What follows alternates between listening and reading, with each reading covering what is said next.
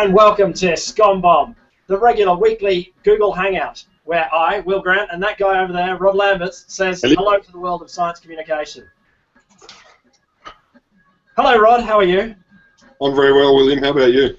I'm excellent. You know why I'm excellent? Because my star sign says today that the sun will shine, and I'll feel really chipper about things. Are you a Cancer? I'm a Cancer. I am a Cancer. So today's a good day for us because you know why? We're going to cure you. You're going to cure me of cancer. Who have we got on to today? Look, we've got this unknown fella. He's just starting out in the cancer research world, apparently. Some of you, all the people out there, the 5 million who watch us and all follow us are on Twitter, and they know this Where's Daz fella. He's actually got a real name, which is Dr. Darren Saunders. We may have to call him Daz. And I like this. I'm reading his bio here. Apparently, I know he's at the Garvin and he does cancery things. But one of the things he does, or a number of the things he does, are conjoint, which sounds kind of like, I imagine two fetuses joined together, and I don't think he's two fetuses. What he is the leader of research groups, including something called Dealing with Ubiquitin, and I'm pretty convinced Ubiquitin is like unobtainium. I don't think it's real. But I might throw over to Daz and let him tell us about that. Oh, we can talk about Ubiquitin anytime you like. It's one of those, it is what it says. It's everywhere.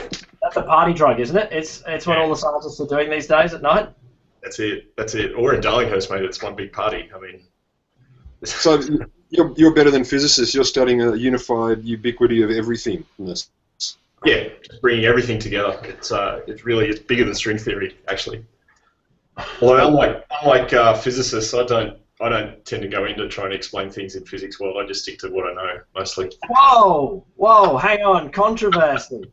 Darren Saunders just says that physicists might go out and explain things they don't know about. Tell us more. Well, no, what he actually said was, Jesus, physicists are stupid. I don't think you were. You're not trying to verbal me, I hope. Don't verbal me. Yeah. Paraphrasing for a general audience, just trying to help. Oh, fine. That's okay then. That's fine. So what do you do? I mean, in your conjoint ubiquitous state, for us simple.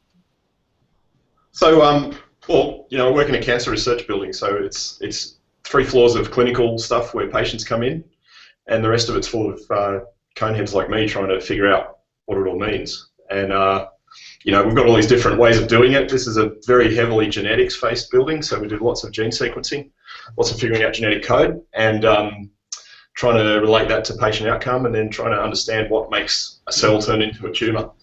So, when you say you're a conehead, is that because you're doing bongs all the time, or is that because your head's pointy? Because I'm looking at your head. Well, it used to be pointy when it had hair on it, mate. Rod, I'm trying to keep this onto a serious topic here.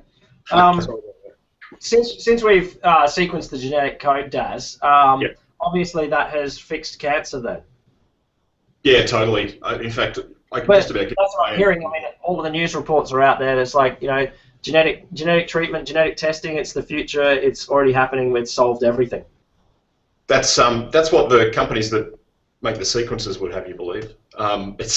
It's not that simple. I always use the analogy when we're talking about sequencing and genome sequencing. I always like to use the analogy of it's a bit like having the complete works of Shakespeare in front of us, and we can read what all the letters are, but we don't actually know what all the words are. We don't have a dictionary, so we're really good at reading the genomic code, the ATGC of genetics. We're really good and really fast at doing that really cheaply now, but we don't really know what a lot of the words mean. We don't know where all the full stops and the paragraphs go, so until we know that, it's hard to understand what goes wrong when we get a mutation, which is kind of like shifting a letter in and out. What I'm hearing is this is a lot like, I've been quoting the John Cleese movies to Darren before we got on board, and Fish Called Wanda, when, the idiot philosopher played by Clement Klein is talking about how he's reading philosophy, that means he couldn't be an ape.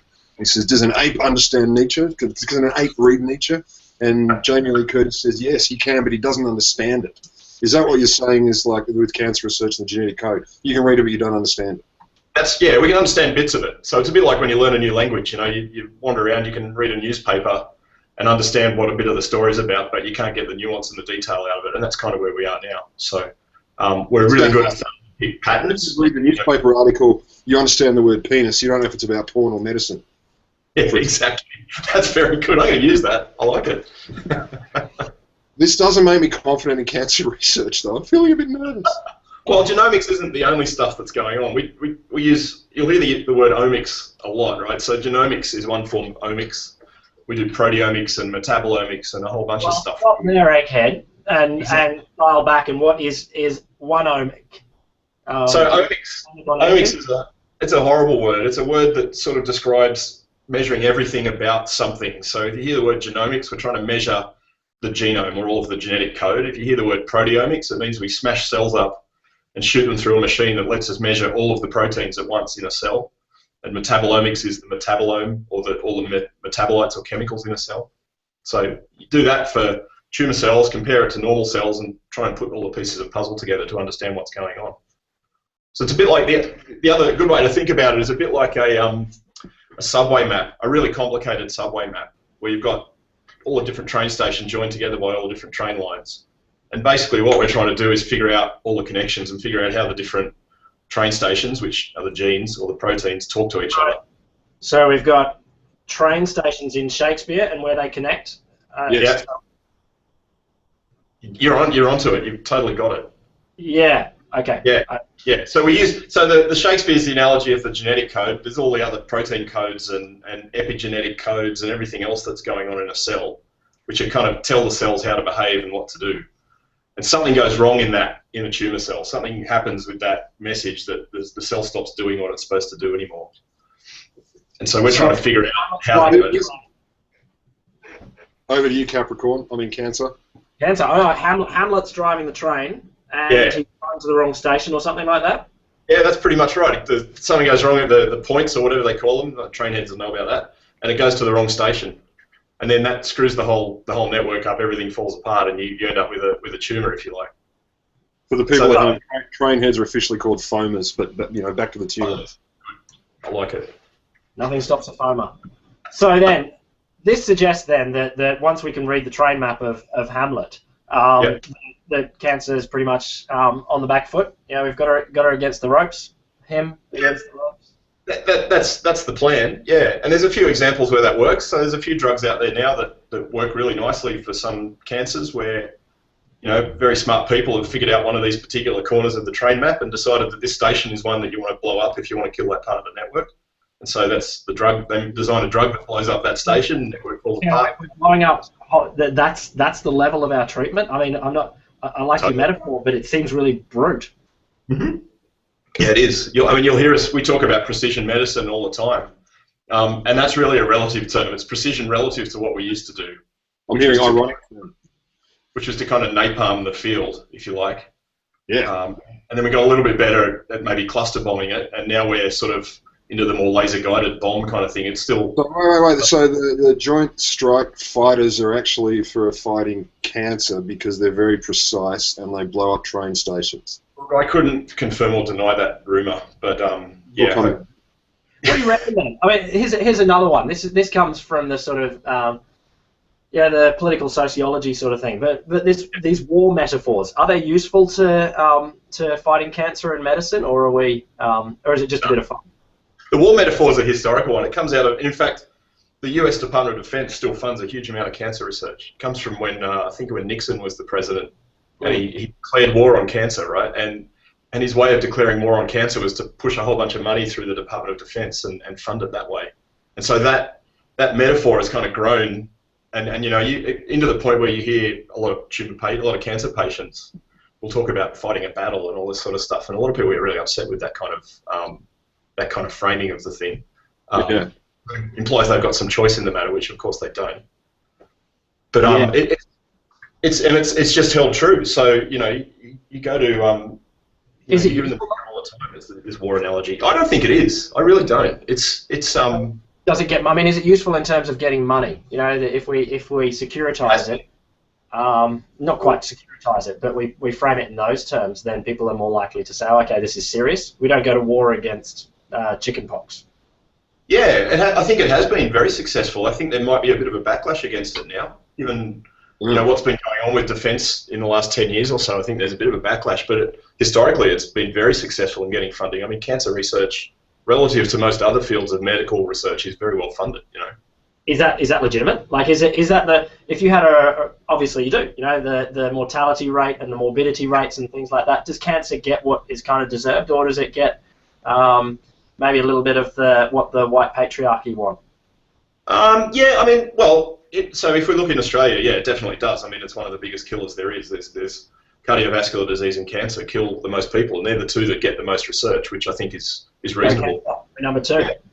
Yeah. Or number one now, aren't we?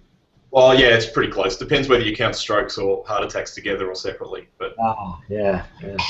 If I had $1 for every time I've had that argument, my God. I want to know though, like you're sitting here casually talking about it, and yet whenever I read beyond the title of anything on cancer, cancer isn't it. Now that shits me off, confuses me, and scares the bajilicas out of me. Why do you say it? In what way, other than the spelling, is it? And how different are different cancers in lay terms? That's a really good question. I mean, actually, the more we learn about it, the more we basically treat now each patient's disease as a separate disease. So the deeper we dig, the more we realise how different each person's disease is. So, I mean, originally we used to talk about cancers anatomically, right? You had breast cancer or you had brain cancer or whatever. And pretty quickly, even 50 years ago, we knew there were different kinds of breast cancer and different kinds of brain cancer. And now that we've got all this genetic and molecular kind of analysis where we can pull apart the genes and what's going on inside them, inside the cells, we're now starting to talk about a molecular definition, for want of a better word. So we define the cancer by the genetic signature, if you like. So are you saying that in the future people won't have, I mean they will have, but they won't be understood to have breast cancer, they'd have a certain genome cancer? Yep. So we already think now that genetically we can pretty easily tell probably 12 different kinds of breast cancer that all behave differently to different treatments and have different outcomes for the patient, and that's just breast cancer. And then to give you an example, this is that we've got 12 different types of breast cancer and not one. Yeah. I mean, for a long time people knew there were 3 or 4 different types, but now it's kind of every time a new paper comes out, there's an extra definition. And that's helping, because that helps us focus which kind of treatment to use. What about when people, like you start with breast cancer, for argument's sake, and it metastasizes, I've read some science there, and then it goes elsewhere, why do you keep calling it breast cancer if it's then somewhere else in the body? Or do you suddenly say this person has multiple cancers, and does breast cancer that moves into the liver become a different cancer? Or is it still identified with the same thing? They still look like breast cancer cells, even though they're in the liver or the bone or the brain. We can still tell that they came from the breast cancer. So that's actually one of the ways it's sometimes diagnosed. And in fact, there's a huge chunk of cancers where you can't actually tell where the original tumour started. That's actually a big black hole for us. But yeah, I mean, I can give you an example. So in pancreatic cancer, we've just found that this is some work that was done by my mates upstairs. There's a small set of pancreatic cancers that look molecularly just like a breast cancer, and we can actually use the drugs we use for breast cancer to hit the pancreatic cancer and kill it in the patient, or in the lab, and we're now testing that to see if it works in these patients. So that's just a little example of that. So what's the similarity then? Is it cancer just because it's unmitigated multiplying of cells? Is that it? Is that the similarity? Pretty much. So the easiest way to think of a cancer, in your body, you've got about 200 different kinds of cells, the little things that make up all the organs and bits and pieces of you, and they all have a special job to do. It might be making a nerve cell, or if it's in your gut, it might be helping to absorb food or water or whatever the case may be. Make milk if it's in your breast, and they're carefully controlled. So they're carefully controlled to grow at a certain rate and to divide and make new cells at a certain rate. Yep. And basically, a tumour happens when those controls on cell growth get lost and the cells start to grow uncontrollably. A bit like taking your foot off the brake and slamming your foot on the accelerator in a car. Yep. They grow really fast, and as part of that, they start to lose their ability to have this special function. So you end up with an organ being overtaken by a whole bunch of cells that aren't doing what they're supposed to do. So in something like breast cancer, that's horribly painful and traumatic for the patient, but if we can get to it early enough with surgery, you can live without breasts. It doesn't matter. It doesn't actually compromise your ability to live. Yeah. There's a lot of psychological stuff, obviously, that goes around that. But the problem is when those cells break off, get into your bloodstream and move to, say, your liver or your brain or your bones, then it becomes a problem. That's metastatic cancer, and that's what kills most people. Can I ask, Darren, and this might be something that you've probably covered already, but I just want to check in terms of the scientific understanding. It's blown my mind in recent years, the idea of viral cancers. obviously HPV, human papillomavirus, but also the Tasmanian devil facial tumour cancer. Is that something that you cancer specialists have always known about, and I'm just learning now, or is this something that's a new understanding? And then I want to ask about the Tassie Devils as well. Yeah, the Tassie Devils. We can get onto that. It's a slightly separate one, but the viral thing we've known about for a long time. In fact, a lot of the sort of seminal work, the guys that discovered this won the Nobel Prize, actually, are quite famous scientists for discovering that these viruses, jump into our genes and dump little bits of payload into the genes that can screw with their function. And there are certain viruses like HPV, which will cause cervical cancer, that they'll just dump little bits of DNA in the wrong place, and that'll cause this wiring to go haywire, and the cells will start to grow out of control. So cervical cancer is a really good example of it. There's a virus in mice that we use as a lab tool all the time. If we want to give mice breast cancer, we can take a little bit of this tumour and do it. There's been some discussion that there might be a viral link to breast cancer in humans, but there's not a lot of very strong evidence for that. It's still a bit of an idea. But yeah, certainly. I mean, if we want to make cells in the lab turn into tumour cells, the virus is one of the easiest ways to do it. And it looks like, everyone's probably heard of the cervical cancer vaccine. It looks like that's going to be really effective. We're already seeing a lot of early signs that that's going to really drop the rates of cervical cancer. So not all cancers come from viruses, as far as you're aware yet, though. No, not all. I don't know what the numbers are. I wouldn't even like to try and put a guess on it, but it's a substantial number. I wouldn't say it's a significant, like a huge percentage of it, but it's definitely a substantial part of it. Are you using IPCC language here? You're definitely certain, uncertain to the extent of... Yeah, there'd be a consensus of some sort. Yeah, it's certainly not settled.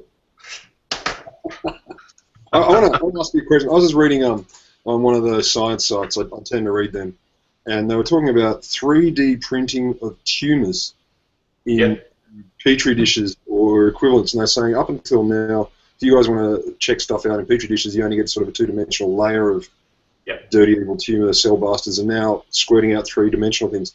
How big is that? Is that huge for you? Like you personally, are you going, thank fucking God, that's awesome? It's huge. Yeah, people have been dealing with this problem for a long time. We take cells out of the body, they grow in this 3D thing, and then we stick them in plastic dishes, and they all just flatten down and grow as a single layer, which means they're not behaving like they normally would. And we've started using, probably in the last 10 years, people have become really aware of this and started to develop ways of growing the things in the lab in 3D. And we've started using a really nice system that my colleague Paul next door sorted out, which we can actually make a 3D matrix of collagen, and collagen is one of these proteins that makes up huge bits of your body, and it's what the tumour cells kind of sit in. And we can kind of recapitulate, in kind of rough terms, but better than what we've used before, is kind of like an organ system where we've got the kind of three-dimensional structure of the tumour growing rather than on a flat base, and then we can look at how they invade and all that sort of stuff. So cool.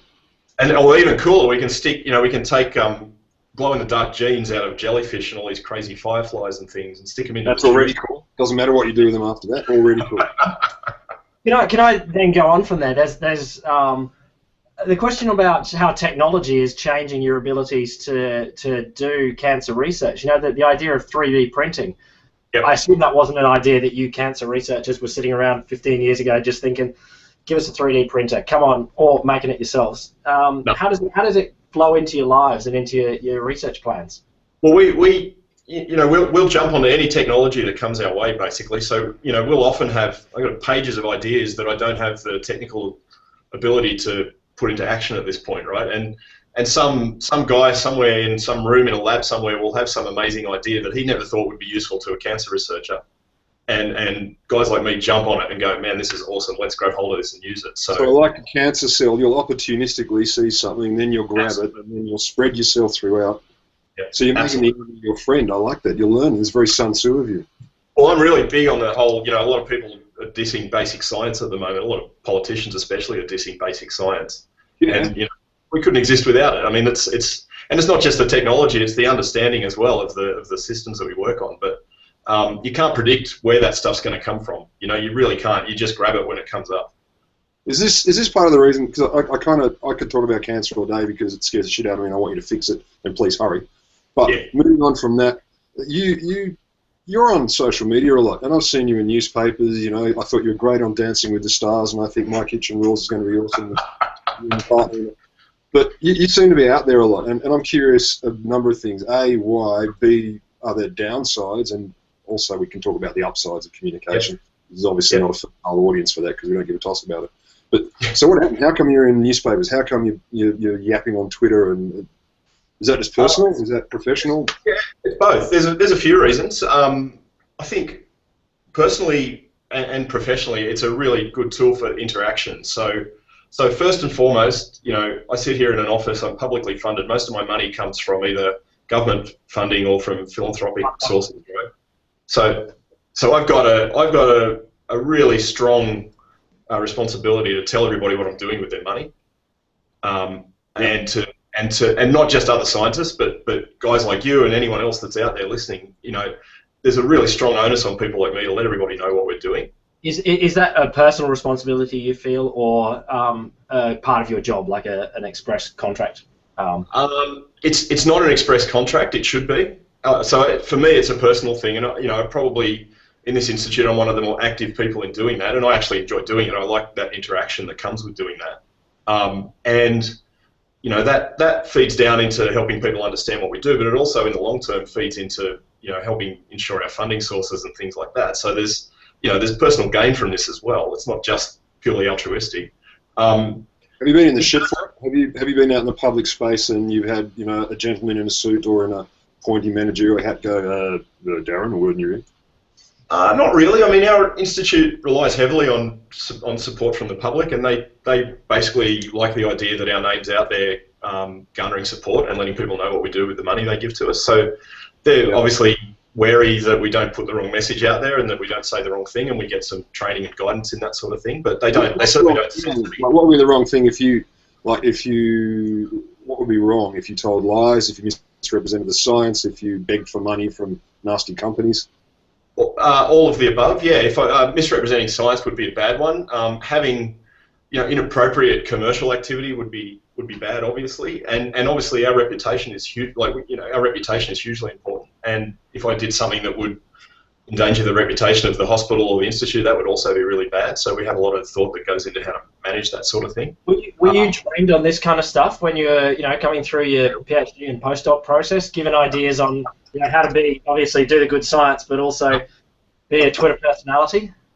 Absolutely not, mate. I learned by watching, you two especially, but lots of people, and picked it up as I went. Quite seriously, I picked it up as I went. And it's not just the general public. I mean, there's a lot of politicians. I think Twitter's probably shifting a little bit now, but certainly a couple of years ago, it was very easy to get access to politicians. You could directly talk to these people, which was a really powerful thing to be able to do that. And I've had numerous people come through here on tours, politicians and whatever, just from me saying to them, anytime you want, come and have a tour, and that, next thing you know, they turn up and want to have a tour. So which is great. And also, there's one of the things that drives me actually is a huge amount of misinformation gets put out there on cancer. Everyone's got their bloody favourite pseudoscientific fairy dust that they like to try. I was going to ask you about the special fairy dust. Some mushrooms I've got. Just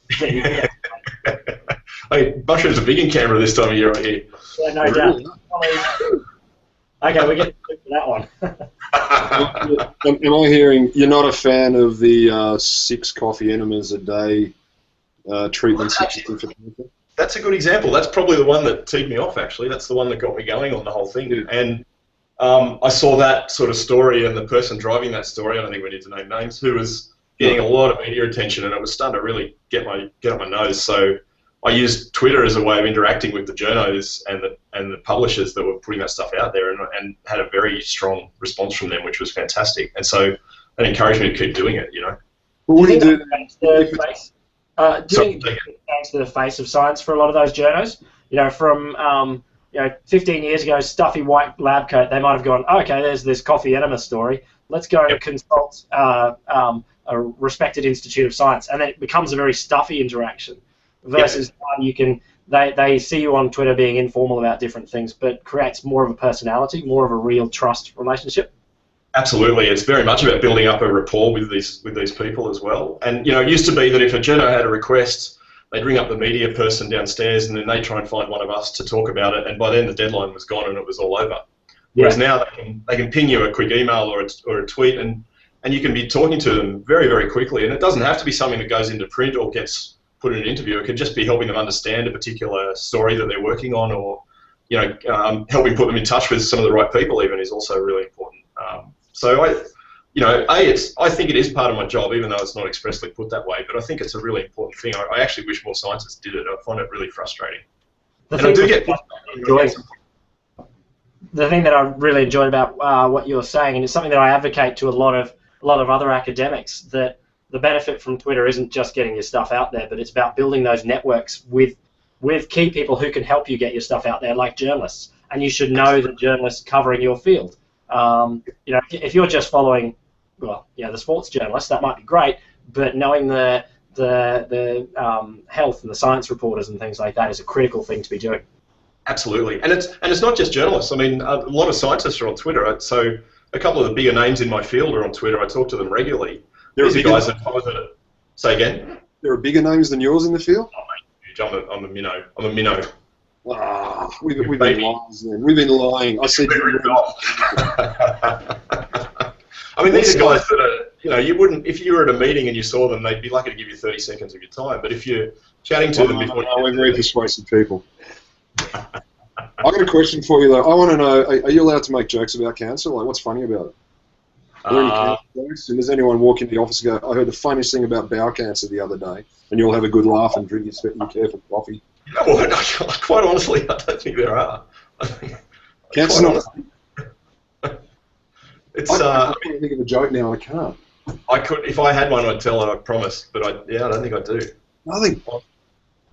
Wow. Maybe that's the problem. Nothing funny about it. Nothing funny about cancer. So then, now that you know heaps about cancer, and I've ruined the mood by talking about jokes, are you more scared or less scared of cancer than you used to be now that you know more about it? Or you don't care? It's just science. Both. There are some types of cancer that we're getting really good at treating, and some of the more common types of cancer, and quite a few of my friends have been unlucky enough to come across these things, and they're still walking around 10 years later through research and treatment. There are a couple of others that, like pancreatic cancer, that would be the worst. And I think if you ask pretty much anyone in this building, that would be the one they really didn't want to have to deal with. Yeah. It comes on fast. It's brutally fast and painful, and it's probably that scared the hell out of me. I didn't even know it existed, 15 years ago. I'm so glad to hear that. Yeah, that's awesome. Whoa, yeah. Got all heavy now. There's an interesting point as well in that one of the things we say in climate change communication is we've got to be careful of doom stories and too much alarmism. We've got to give people hope, but we also have to be realistic about prospects and diagnoses and what things mean, because you are dealing with an area of science that really directly impacts people's lives. Absolutely, and I think we have to be. I think in the past we've probably tended to be a little bit too Pollyanna-ish about a lot of the stuff we do, in an effort to get media attention, mostly. To sort of say, hey, we've cured cancer, and this will be in the lab, or out of the lab in 5 years and into the clinic. I think a lot of scientists are more aware now to be a bit more tempered in the way that they talk about what they're doing. I mean, I can guarantee you, and I had this example yesterday. Every time we publish a paper and it gets some attention in the news or in New Scientist or something like that, I will get emails from people who've just been diagnosed with that disease or whose mum and dad have got it, and they're looking for these amazing new drugs that we're talking about. And you've only got to get a few of those emails to be really careful about the way you frame what you're doing and how long it'll be before it gets into the clinic and all that sort of stuff. But having said that, it usually pays to be brutally honest with these people, and that actually works really nicely. I've had some really nice interactions with people through that sort of forum. It's a really interesting interface, actually. The researcher and the patient. I mean, it's something that medical researchers have that a lot of other areas of science don't. Physicists don't have an end user to talk to right there, and it directly humanizes, and you can see directly the purpose for what you're working on. Absolutely. I mean, I walk into the building every morning downstairs, and I'll tell you one thing: if you think you're having a bad day, you've only got to walk through the foyer of a chemotherapy clinic to make yourself feel better about life. And I get that every morning and every lunchtime and every afternoon. So And there's a joke. Oh, that's the joke, Sting. On that note, we have to thank Darren very much for... Rod, who do we have next week? I don't want to talk about it. I feel terrible now. Next week we're going to talk to Andy Ridley, who's the global chief person of Earth Hour, based in Singapore, and we're going to find out all about Earth Hour. I'm quite interested in this because I'll be honest, I don't know much about him, but I think digging behind Earth Hour, the success of it all, etc., is going to be quite interesting. So yeah, that's who we're going to talk to next week, probably at 3 o'clock. Awesome. Well, everyone, turn off your lights, but leave on your internet. We'll see you here next week. Thanks, guys.